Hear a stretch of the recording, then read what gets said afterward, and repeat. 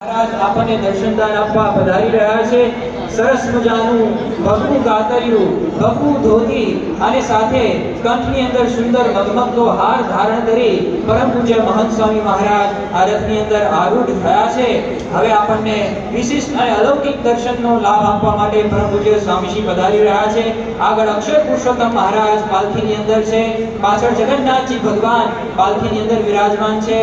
સંતો ભક્તોના વૃંદ સાથે વાજિંત્ર અને લઈ અને ખૂબ જ જોરદાર જયનાદ દ્વારા આજની આ રથયાત્રાનો આપણે શુભારંભ કરીએ।